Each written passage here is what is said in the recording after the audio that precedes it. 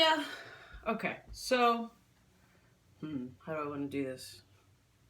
So, it is July, wow, Sasha, we're still in May. It is May 7th, 2020. It's a Thursday at 5:55. Wow, what is my brain? This is actually the first time I'm talking this morning out loud. It's good to hear my voice. Anyways, it is 8:55 a.m. I am about to go for a run. And I wanted to make this video because something is telling me to make the video, so I'm going to make the video.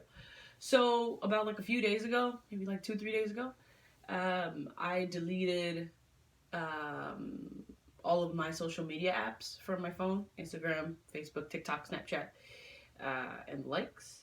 And I just wanted to redirect my attention to reading, writing, eventually getting to my many thousands of emails that I have, and just redirecting my energy and focus somewhere else that wasn't social media, and just scrolling for hours on end, or watching all the YouTube videos. Maybe I should like delete YouTube for a little while, because if it's not social media, I'm on YouTube. Perhaps I should do that for like a few days or something. That'd be interesting, actually. I've never done that. Idea. No, so I woke up this morning, cleaning my room, making my bed, and I thought to myself, perhaps I should make this week about adding value in to add value out. Let me explain. So I am in this quarantine. I've been even more aware, which is great, of myself, what it is that I like, what I don't like, what I want, what I don't want, and what I am receiving, what I'm not receiving from others, how it makes me feel, so on and so forth. And I've noticed that I've, for quite some time now, but again, it's been more aware now, that I seek not material, not tangible things. I could honestly care less, like significantly, about tangible things. For me, as long as I have food, shelter, water, and some semblance of comfort, to me, and comfort to me, to other people, is very uncomfortable. For other people, it would be very uncomfortable. For me, I'm like, oh, this is fine. Like, I'm safe, I'm warm, I have food and water and shelter. I'm good, right? And I have clothing to protect my body from the elements, so to speak. And in that regard, I'm not seeking those external things for comfort or for happiness or for joy. And that makes me happy. That makes me feel good. That makes me feel like I can live a joyful life without needing tangible things in my life, if that makes sense. So I don't need a car, I don't need a bike, I don't need as long as I have my health, as long as I have my mental faculties, my awareness, and my internal drive, my internal innate being coming out, I feel great. However, I've noticed that when it comes to intangible things, those things that cost nothing but time and attention, which are things that you can never get back. Once it's given, it's given. You can never it's not like you can spend $5 and then make $5. It's not one of those things. Things like undivided attention, things like understanding, things like patience, things like positivity, things like friendship, selflessness, thoughtfulness, consideration, things like unity, partnership, all those intangible things that are, I can feel, just mentioning those things, I can feel that they are so important to me. Communication, honest, open, truthful, raw, even communication. Um, like those things are significantly more important to me than, I need to sit down, than significantly more important to me than stuff, right? And however, it still requires, or so I thought, it requires, it takes two to tango, right? You can't be in a dance by yourself. But then again, you can. I've seen dancers dance by themselves, and it's absolutely beautiful. And side note, like one time I used to go to Buff State. That's my alma mater, and every year they had a dance concert. And there was this one dancer who came in, who I think was an alumni of Buff State, if I'm not mistaken, and she danced to Kansas, Dust in the Wind. It was the first time I ever heard that song. It was like early 20s, and she was dancing all by herself, and she looked absolutely beautiful, and like she didn't need a dance partner with her.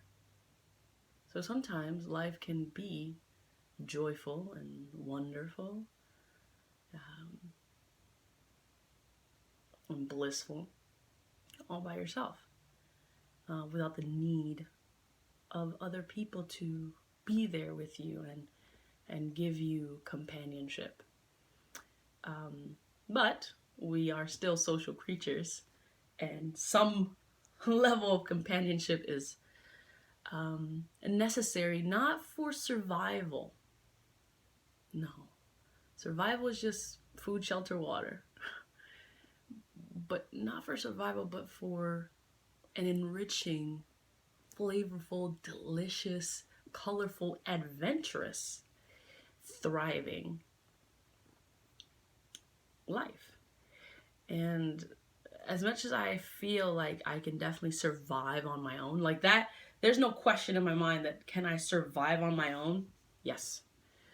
But I feel like there will be this aching right here and right here. Just even the thought of it is like making that ache start up, but it's just hypothetical here. Anyways, so this quarantine has made me become more aware of these things and how much I crave, call it a craving, call it a desire, call it human nature, for not, if I could just sum it up in one word, just connection. If I could sum it up into one word, all the things that I said, patience, understanding, partnership, communication, they all fall under the umbrella of connection. Honest, genuine, authentic, desired,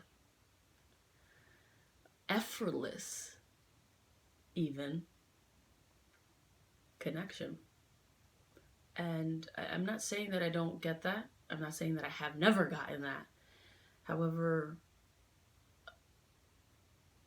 the quality of it, I seem to want to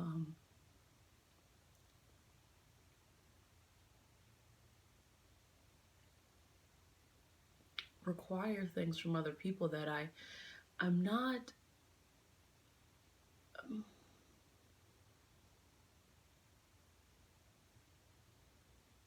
I keep waiting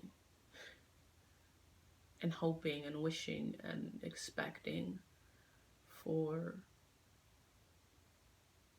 these connections to happen, and when they do, they're like, but I feel kind of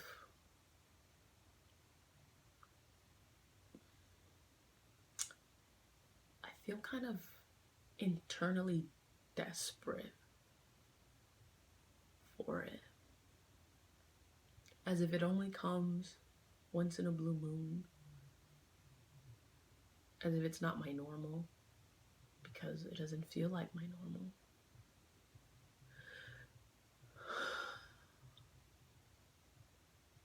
I have a feeling that I'm not the only one that feels this way, and that gives me a sliver of comfort to acknowledge that I'm potentially not on my own in this world, this feeling. I keep just waiting. Almost like I'm holding my breath. And I'm not gonna say it never comes, but it's like if you had to hold your breath every other minute. I can hold my breath for a minute, but imagine if you were breathing like every 5 minutes you had to hold your breath, or every 10 minutes, or every 30 minutes you had to hold your breath for a minute.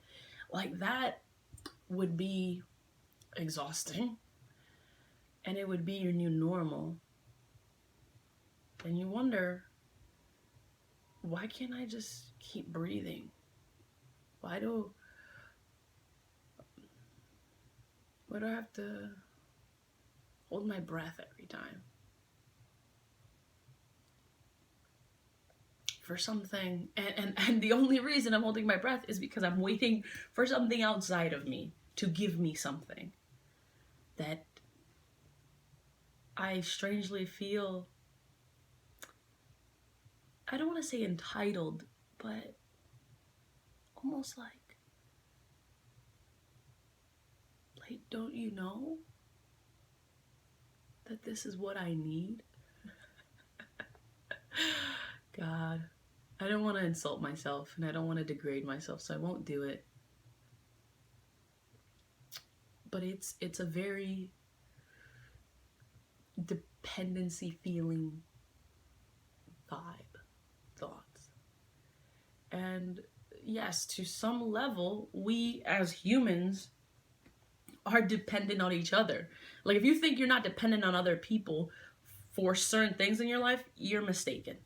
Like, without knowing it, I depend on other people to make clothing for me to go buy and wear.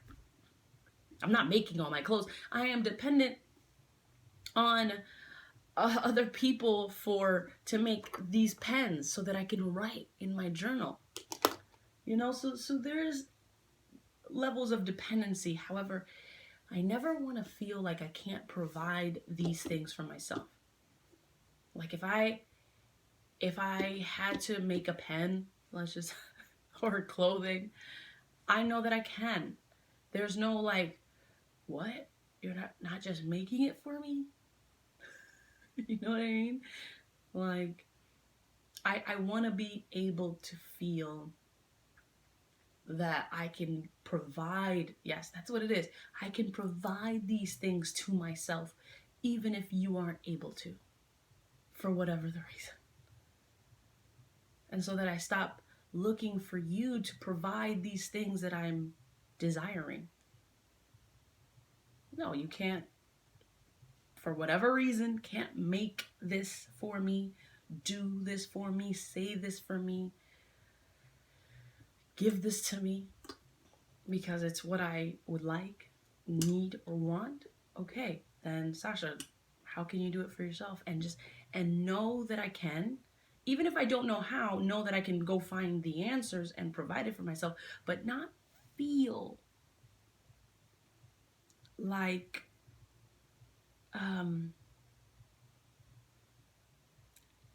it feels like I've lost. Lost is not the word. Like,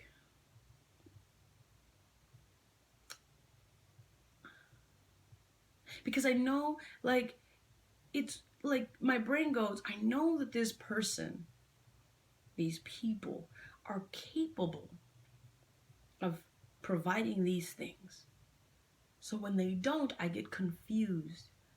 But then I think it's a matter of, well, okay, they're capable of it, yes, but that doesn't mean that they have to give it to you, that they're required, that you're entitled, that it's a common courtesy to be given to you, right? Because then your life, your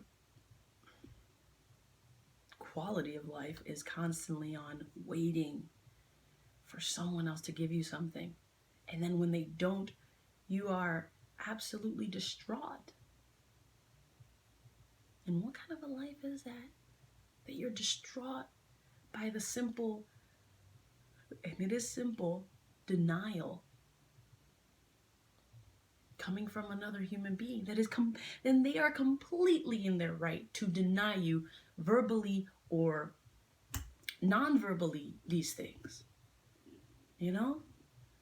And so I'm currently learning, teaching myself and practicing on how I can provide things like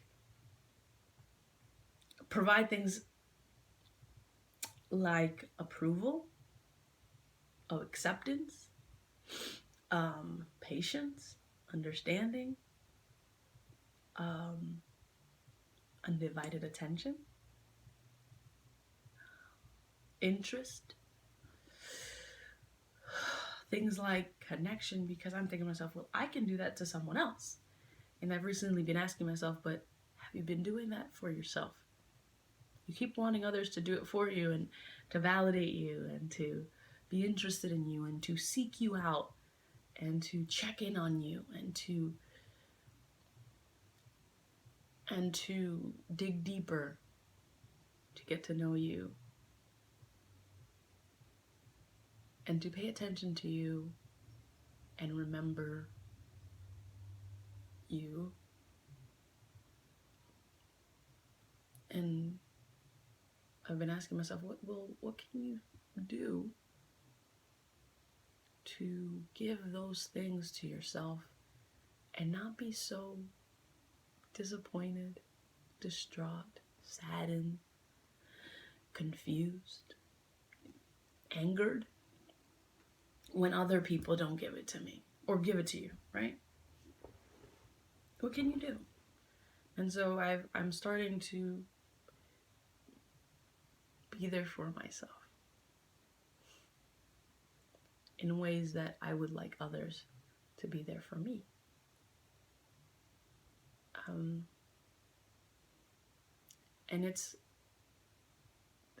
I'm not saying that I've never been there for myself. I have in other ways. You know, there's many ways that you can be there for yourself, right? But this has been an ongoing growth. I don't want to say battle, because I don't want to, it's not that. It's just an ongoing, growing relationship with myself. I still remember the first time that I realized that no one else, and I know this doesn't sound, I mean, some people will relate to this and some people won't. But I still remember the first time I realized that I have to be there for myself and no one's coming to save me. It took some time, but I was sitting on the floor in one of my old business partner's apartment, and I don't remember what was said. I remember what was said, and I don't really remember what we were doing, but I remember how I felt. You know, they always say people don't remember what you said to them, they remember how you made them feel, and that is absolutely true. I remember feeling, I was surrounded by people, but I remember feeling very alone, kind of scared, but just a glimpse of like hope, because it was the first time that I asked myself, like, damn, man, like, you have to do this on your own. Like, your life, my life. Like, whatever it is that you have to do, you gotta do it on your own. That doesn't mean that, you know, people won't assist you and guide you along the way. It's kind of like when you go to the gym, right? And you have a personal trainer. The personal trainer that you have gives you a mapped out workout plan. They even show you how to properly do it, you know, perfect or good form, so that you don't injure yourself. However, the person's doing the workout, breaking sweat, tearing muscle to build it back up, and growing some muscle is you. They're just there to guide you, give you wisdom, a little correction, but you are the one doing it. And so I still remember when it dawned on me that I have to do it. I have to do life. And it was as if I was sitting in a room by myself in just darkness. But like, it was a little light, metaphors. It's like a little light, and it was just me.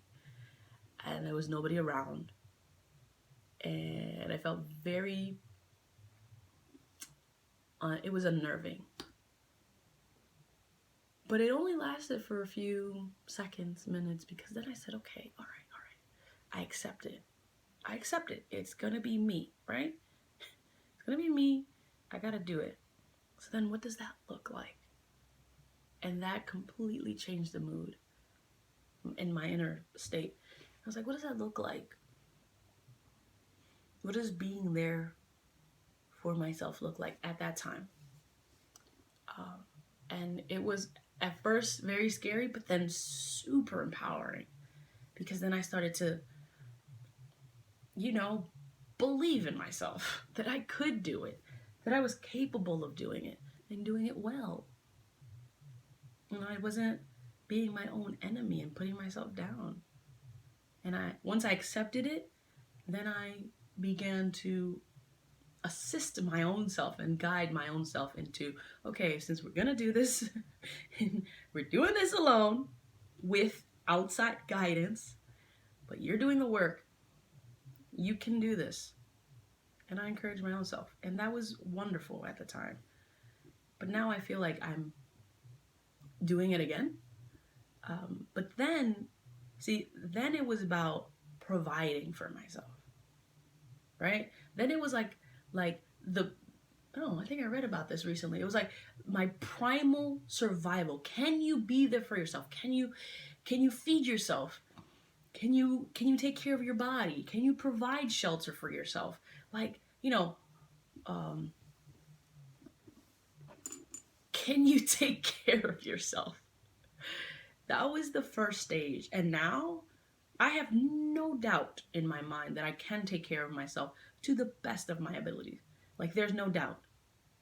And I also have the discipline to and like, I guess, maturity. I don't have to be comfortable all the time to live a good life. And I've come to terms with that, and I'm okay with that. And I think that phase was a very important phase. It was like in my early 20s. And now I'm going through a second phase, which is not survival. Can you be there for yourself? Yeah. It's not survival. It's, can you be there for yourself emotionally? Yes. Oh, wow. Okay. That's cool. That's pretty cool. Can you be there for yourself emotionally? Can you provide emotional support for yourself, regardless of who's around or who even makes themselves available or doesn't make themselves available? And this is pretty cool. This is pretty cool because, you know, now it's interesting. So it's kind of sad while I was making this video earlier, and in a matter of a few minutes, I just realized, wait a minute, Saj, if you did it with the primal things, water, shelter, food, water, shelter, whatever. If you can do that with that, then you can definitely do that with your emotional support. Wow. Okay, sweet. It's just new. Okay, so it's just new to you. The way that was new to you. Like, you knew you could be there for yourself. There were times that you saw that you could do it. Like, you got a job. You were able to get a job. You were able to provide your time for service and get something in return, and then take what you earned and provide food, water, shelter for yourself. Simple, right? But the momentum leading up to it, it took you a while to like fully believe in yourself. And now you're in another space that has nothing to do with providing for yourself external needs, but internal needs. And you have been able to do that for yourself. When you write, when you do your affirmations, when you do your self-talk, when you change your focus, when you give a specific thing a meaning, a positive meaning, or even a neutral meaning, or even accept a shitty thing that happened to you, but not make it seem like it destroyed you or you were in lack of something. So you have been able to be there for yourself emotionally. It's not like you've never been able to do that. You have been able to do that. But now it's about increasing that ability more. It doesn't have to be like from 10 to 50%. You can go from 10 to 12% to 16%. So you can do it. It's just a matter of developing that habit. And then, man, no matter what happens in life, you'll be able to provide for yourself and not get so disappointed by the actions of others that you know you cannot control.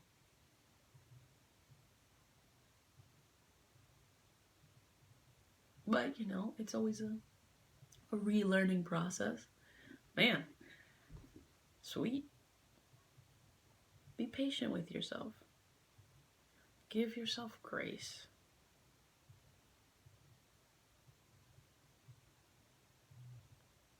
And time will pass anyways, so you're gonna grow anyways. It's already happening. It's happened in this 20-something minute video.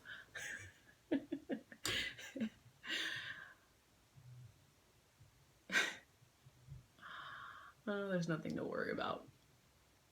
Nothing at all. There's nothing to be sad about or scared about or even worried about. Just,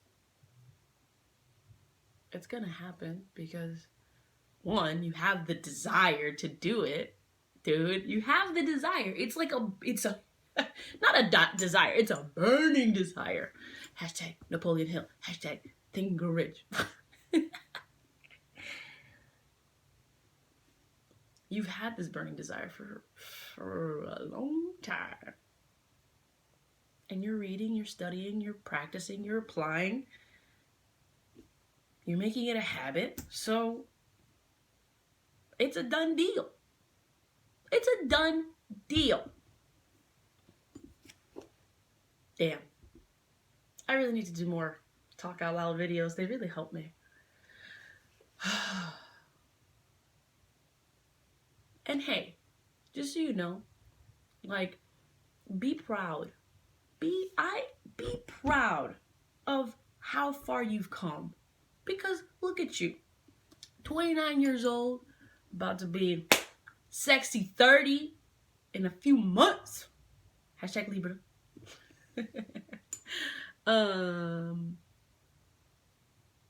And you are, man, I love you. You're fucking awesome, man. Oh. And I know sometimes you kind of dip in your little cave, your little hole, and you get all sad and shit. you know, and you play sad music and shit. And I get it, because you just don't, you can't see the light. Because you're just kind of surrounded by these, call it walls, call it shadows. Ugh, you're like enclosed in this, like, these loopholes of like images and thoughts that you don't see a way to just work them out.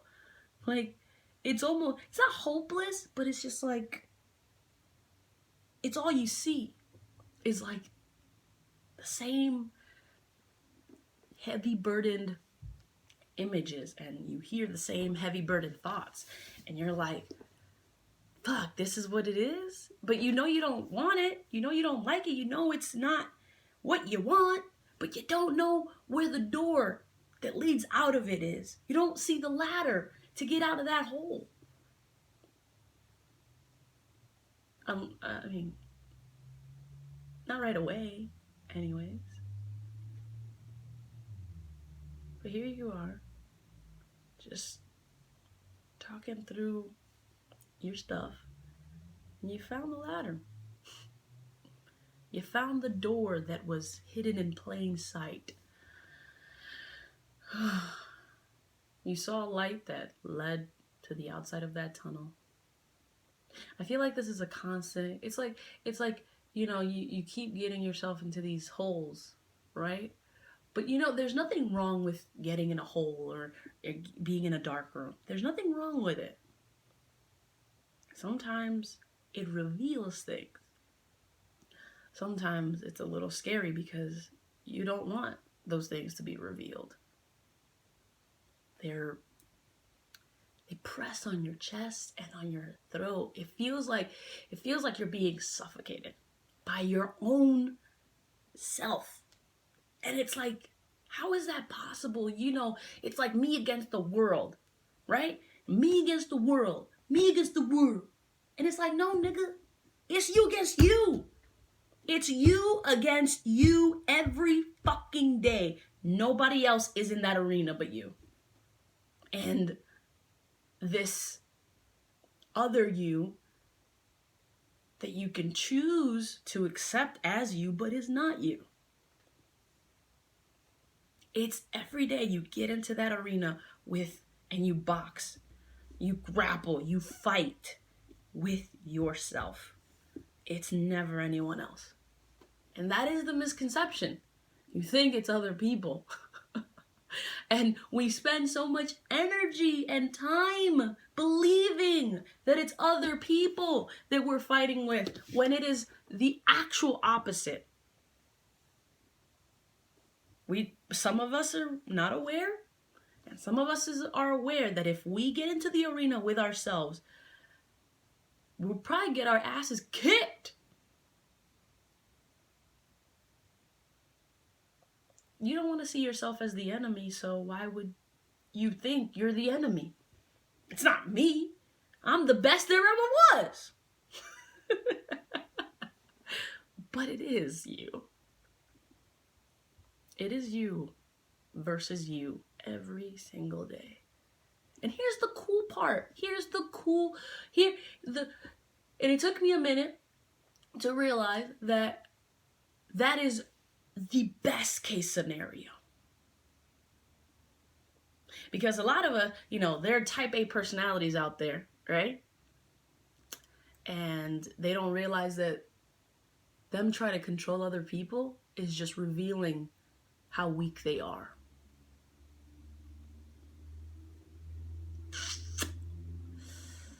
They think they're all powerful and mightier than, but it's just revealing a weakness. When you can control yourself, you, nobody else, that is a strong person. That person, whew, oh shit. That fucking person right there is literally unfucking stoppable. You take a day to control yourself. No one else exists Don't direct, don't suggest, don't do anything to influence someone else, and direct all of that energy to self. I guarantee you it'll be, for a lot of people that are not in the practice of doing it, the most difficult thing that they've ever done in their lives. Some people will be like, I don't need to do this. They justify, like, no, I gotta focus on other people. I gotta focus on my children. I gotta focus on my partner, my spouse, my girlfriend, my boyfriend. I gotta focus on my coworkers, or I gotta focus on my employees, or whoever. Because it's easier. And people don't realize it's easier. It's fake easy. It's fugazi easy to try to control other people. It's a false sense of power. Real power is when you can control this, but even more important, not just your flesh, but here, right here, where you control it. It doesn't control you, you control it, right? So I'm thinking to myself, what can I do every day? Even something like super small, something almost like so small, it's almost ridiculous. Like, that's ridiculous. Like, that is easy. Like, if I told myself every day I'm going to make my bed, which is something I started with, because it was so easy. It was like in my brain, I'm like, I just pull over the covers, put the, make it as neat as possible. So easy. I was like, okay, can I start doing something so easy that no matter the day, before I leave my house, and even if I stay home all day, I can do it no matter what. Rain, sunshine, snow, sleet. No, I'm inside the house, so that's not happening inside. But what can I do every day that no matter what is going on, I get it done? Right? Something simple that I can like point to. Even as small as it is, that I can point to say that no matter what happened, I did that. Even when I didn't feel like it. Right? It's like I'm taking baby steps, right? And I sometimes have these thoughts that like years later, right? I am imagining things that I'm just like, people are going to be like, how are you able to do so much? And you're so disciplined, because I can really see myself being this person that I'm not quite right now, but I can see myself because I'm doing these little things. Right? And I've been giving myself grace and understanding and, celebrating, little like wins, like, yeah, I did my bed, right? If I do my bed every day, right? And then add something to that. Something that if I don't do every day, something I do consistently, every week, every month, something that's like, no matter what happens, I'm accountable to myself primarily, right? So honestly, call it a battle. Call it, I recently called it a scavenger hunt, right? Looking for the puzzles of your life. Call it whatever you want, whatever metaphor you want, right? Maybe the writing of your story. Call it the whatever, right? It is about, who are you? Who do you want to be? How do you want to be? What can you do to be what you want to be?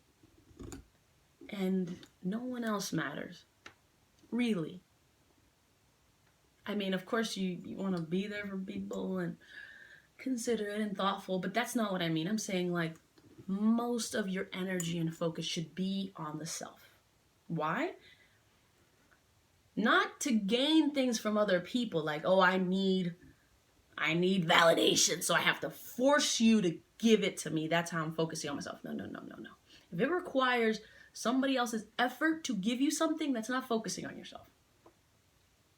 If it requires anything from anyone else to be given to you, their time, energy, or money, if another person's time, energy, and money is required in this focusing of self, it is not true, genuine focusing on the self.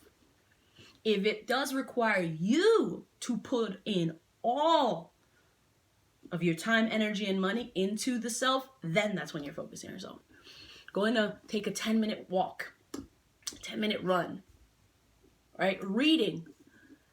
Watch. I'm moving a lot because I have to pee. I'm like, why am I moving a lot? Whew, I have to pee. Anyways,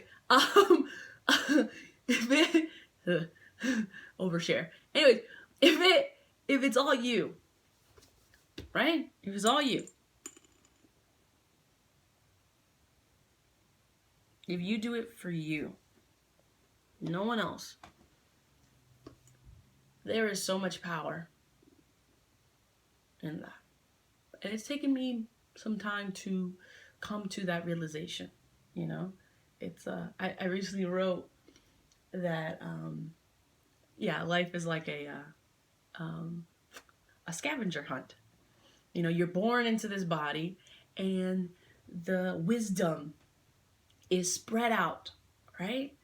And you're looking forward to, right before you get born, you're looking forward to discover this wisdom. However, adult human beings have forgotten that they came to find this wisdom as well. Find and experience a full, free life. And so some of us are taught other things and we take those things as wisdom. And some of it is. But as we grow up, the game is in play. We are all scavengers looking for virtues, values, beliefs. And there are different types of items you find on that scavenger hunt. And everyone builds their puzzle differently. And it looks different for everybody else. And you decide what it is that you're in search for. You decide. You can decide if you're in search for financial success, if you're in search for social status, if you're in search for getting all of the girls on you, getting all of that validation, and absolutely being a bachelor, whatever you want. It is up to you. And that is the cool part. You can decide. But here's the thing. I recently discovered about myself. Some of us go on this scavenger hunt and go pick up things unknowing what it is that we're looking for. We just go pick them up, right? But we're not aware of why we're picking them up. We just pick them up. We apply them. We start to put the puzzles together, right? But we're not aware that, no, I'm picking this up because this is what I want. This is what I need. This is what I desire. This is the kind of life that I want. So I go pick this up. I go in search of that thing. And I was made aware last night, yet again, that there have been certain things that I've been doing and saying that unknowingly in my past that has created a certain type of identity for other people, the perception of me. But I didn't know that I was doing it. I wasn't intentionally doing it. And now I'm like, oh man, that's what I was doing. I'm becoming aware of what it is that I was doing and how I got those results. And then now I'm thinking to myself, well, do I still want those same results? And do I want to intentionally apply these things that I was doing unintentionally, being unaware of it? And it was kind of weird because I kind of almost slightly didn't want to become aware of it because it felt very natural. Like, oh, I'm just naturally doing this and I'm getting these results. Good, bad, or different results. But now I'm like, no, I want to be aware. If I drink water, it'll hydrate me. And then I won't feel cramped up. Like I will know what water does. I will know the power of water. I will know why I'm drinking water. I will know how much water will give me a certain type of result. And then choose which result I want based on how much water I intake. All right? Whereas before, this is just an example. After before, if I was just drinking a whole gallon of water and that created significant like flexibility and clear mind and less hunger. But I didn't know that by drinking a gallon of water a day, or close to a gallon, 3 liters of water a day, or so to speak, I was doing these things for myself, right? But now I'm becoming aware and I'm gaining the knowledge that it's like, oh, I didn't know I was doing that. I didn't know that I wasn't aware that my action was producing this result. But now I understand what it is that I'm doing and how it's affecting my body. But perhaps I would like to change how much water I drink. And because I know what water does to the body and how it affects my body, I can be very intentional and aware of this act, of this action, right? And I like that, because then you decide consciously, do you go left or do you go right? And not, I want to know that if I go left, I am in a world of adventure. But if I go right, I am a world of security. And I can decide from knowing what adventure brings. It can bring beauty, it can bring trials and tribulations, it can bring excitement, it can bring novelty, it can bring growth, it can bring a world of pain, right? I understand that's what adventure brings, right? And a world of security will bring practicality, it will bring boredom, it will bring monotony, it will bring scheduling, it will bring predictability, it will bring consistency. And so if I know what these two paths will bring to me, because I am aware of them based on other people's stories, based on engaging in each one, I can then decide intentionally that yes, this is what I want. And if I happen to engage in one of these paths and not want it, I know why I don't want it, and I know where to find the adventure if I choose stability or security, excuse me. And I think that's what it is. It's about, like, I think life is about figuring out how to have an intentional life. Do you want to rush through life and get all these things accomplished? You got all these things accomplished, but you rushed. But you got it done. But you never savored. You never savored the sunrise the way I am right now. And just took a moment with it. You just saw it, or do you just want to see it and be like, it's there, bye. Right? And yeah, life is what you make it. Life is what you make it. And I want to make my life intentionally. I don't want to sleep. But I also know that by living my life intentionally, I will be awakening a lot of battles, a lot of growing pains, so to speak. I will be in the ring with myself on round 1, round 2, round 3, round 4, round 5. I mean, however many rounds it takes. Maybe I will always be in the ring. Maybe not always, but I'll be in the ring. I'll either lose or I'll win, or there'll be a tie. And then there will be some time where I train, right? Train.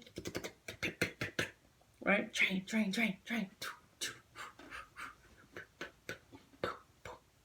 Train. And then I get back into the ring.